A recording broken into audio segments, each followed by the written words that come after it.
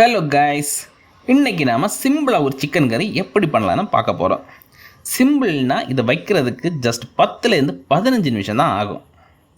First இதுக்கு என்னெல்லாம் வேணும்னு போய் குயிக்காக போய் பார்த்துருவோம். சிக்கன் 1/2 kg, கொஞ்சம் கறிவேப்பிலை, சதைச்ச பச்சை மிளகு, இஞ்சி, பொடியை கட் பண்ண பூண்டு, சின்னதாக கட் பண்ண 4 பெரிய உள்ளி, 2 தக்காளி, ஒரு கொஞ்சம் அதிகமாகவே மல்லி இலை. நான் இங்கே மண் சட்டி எடுத்திருக்கேன். அதில் தேங்காய் எண்ணெயை விட்டு எண்ணெய் காஞ்சதும் கடுகு போட்டு பொரிய விடலாம். கடுகு பொரிஞ்சதுக்கப்புறம் நம்ம ஆல்ரெடி சதைச்சி வச்சுருக்க பச்சை மிளகு, இஞ்சி, சின்னதாக கட் பண்ண பூண்டு, அது கூடவே நான் ஒரு 5 வத்தல் மிளகும் போட்டு பச்சை மணம் போகிற வரைக்கும் வதக்கி எடுக்கலாம். இப்போ பச்சை மணம் நல்லாவே போயிடுச்சு.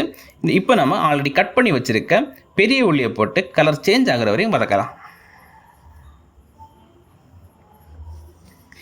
இப்போ உள்ளியோட கலர் சேஞ்ச் ஆகிறது உங்களுக்கே தெரியுது. இந்த டைமில் நம்ம தக்காளியும் கூட போட்டுட்டு மிக்ஸ் பண்ணி விடலாம்.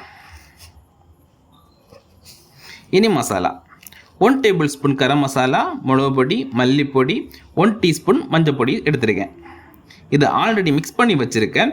உள்ளி கூட போட்டு மசாலாவோட பச்சை ஸ்மெல் போகிற வரைக்கும் 2 மினிட்ஸ் வதக்கலாம். இப்போ மசாலாவோட பச்சை ஸ்மெல் நல்லாவே போயிருக்கு. இதில் நம்ம கொஞ்சமாக தண்ணி விடலாம். சிக்கனில் இருந்து தண்ணி வரும், அதனால் தண்ணி கொஞ்சம் விட்டால் போதும். இனி நம்ம கழுவி வச்சுருக்க சிக்கனை ஆல்ரெடி ப்ரிப்பேர் பண்ணி வச்சுருக்க கிரேவி கூட போட்டு சிக்கனில் கிரேவி ஃபுல்லாக மிக்ஸ் ஆகிற மாதிரி கிளறி விடலாம்.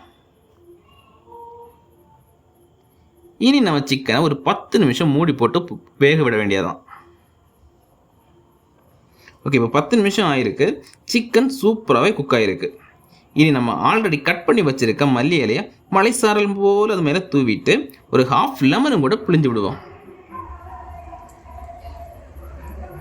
வாவ், சுவையான சிக்கன் கறி ரெடி. இனி இதை சூடாக சர்வ் பண்ணி சாப்பிடுங்க. டேஸ்ட் அல்டிமேட்டாக இருக்கும். நீங்கள் இதை ட்ரை பண்ணிவிட்டு உங்கள் எக்ஸ்பீரியன்ஸ் எப்படி இருக்குன்னு கமெண்ட் பண்ணுங்கள்.